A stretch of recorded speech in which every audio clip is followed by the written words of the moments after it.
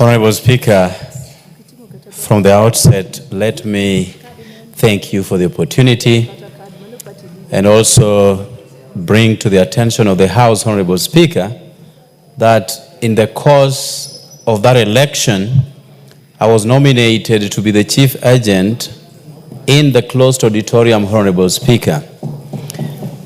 And as the chief agent, Honorable Speaker, in a very controlled, heavily guarded compound, controlled numbers of people getting in and out, I was privileged to sit with our president, Dr. William Samoei Ruto, alongside a few members representing the Republic of Kenya during that election, Honorable Speaker.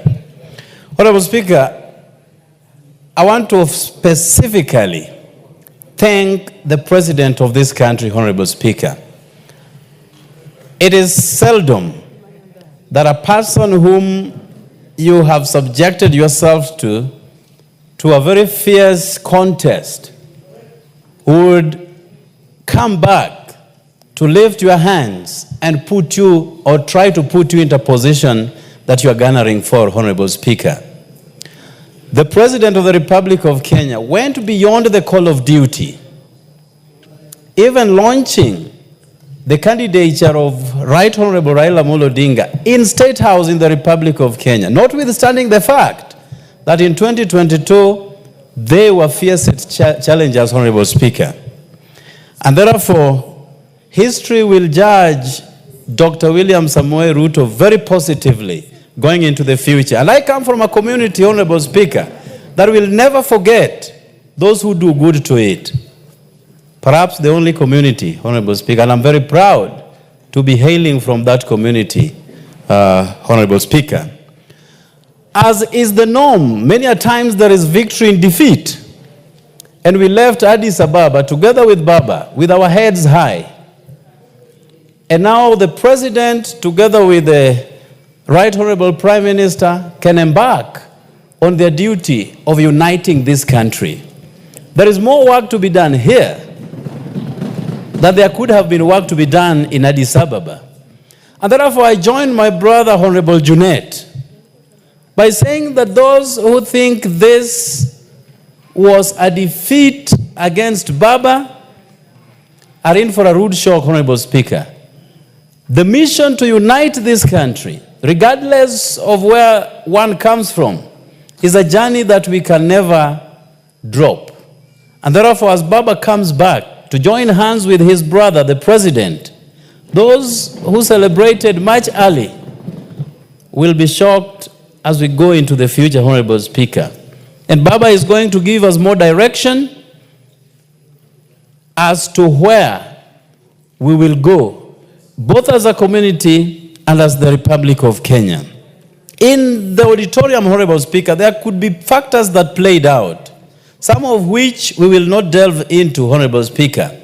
But in that auditorium, if I counted correctly, there were less than 10 presidents who had stayed behind for that election. However, they were represented by their various ministers in charge of foreign affairs, Honorable Speaker.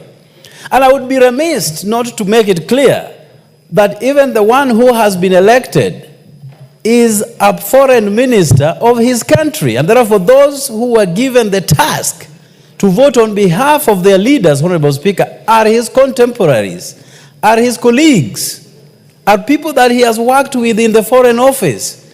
And because this was a secret ballot, it was secret to the extent, Honorable Speaker, that presidents and the voters were given empty papers, empty. There was no name.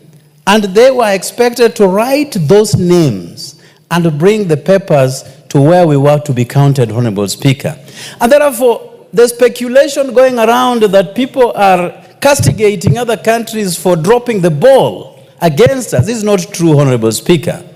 It is so hard to tell who wrote what on which piece of paper, Honorable Speaker. And therefore, unless you know handwritings of all the presidents in Africa, you can never know who voted for who.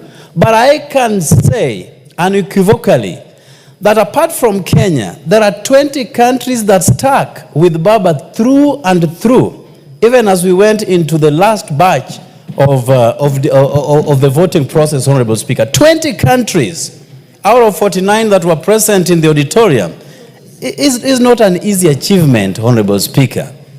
They stuck with us to the letter, Honorable Speaker. And therefore, we are very thankful to the entire African continent because Baba went all the way to the 7th round. And in the spirit of Pan-Africanism, he chose to withdraw himself in order to avoid a stalemate that would have ensued, Honorable Speaker. Only Baba can do that. Otherwise, the rest would have subjected themselves to rounds and rounds of elections that would have led to nowhere. And you remember, Honorable Speaker, when our South African sister, Dlamini Zuma, won, they went all the way to the 7th round. There was no ultimate winner. The election had to be suspended for 6 months.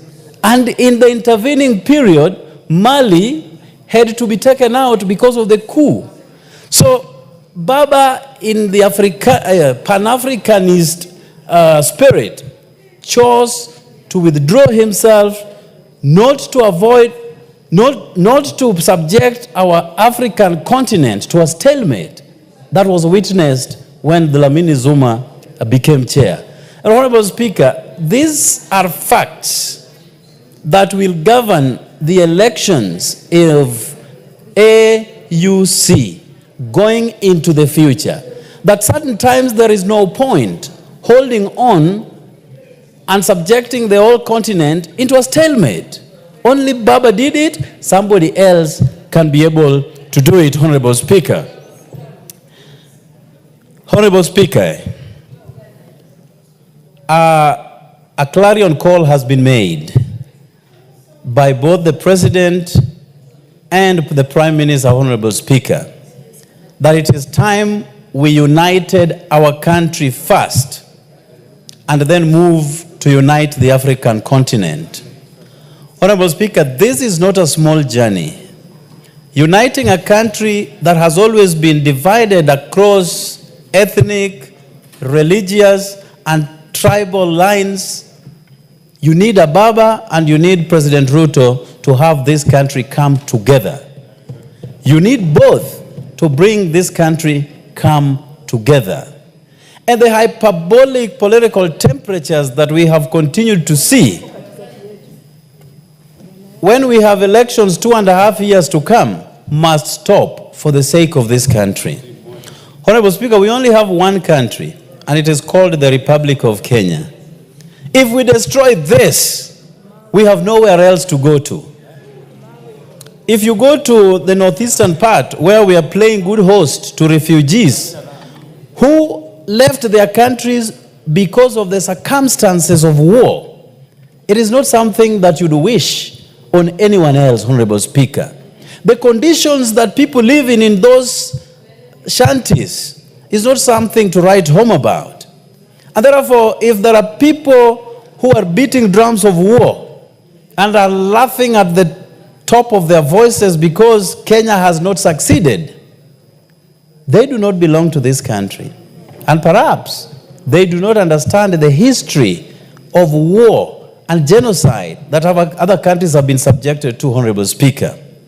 And therefore, let us all in this house, as important as this house is to this country, rally behind both the President and the Prime Minister to bring about unity that shall withstand the test of times, Honorable Speaker. Finally, as my Bible, where I draw a lot of sailors, says, that my people suffer because of lack of knowledge. There are people who can laugh due to lack of knowledge. But sooner, that revelation shall come to pass, and this country will be reunited once and for all. And I thank you, Honorable Speaker, for the opportunity.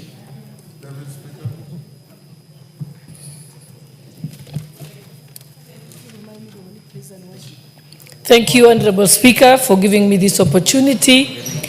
And I think I will start first by thanking His Excellency, the President of the Republic. Thank you, Honorable Speaker. You know, this is a very important special motion. Honorable Speaker, I really wanted to have indulged you before my brother had started speaking, so that, and you had given instruction that by 6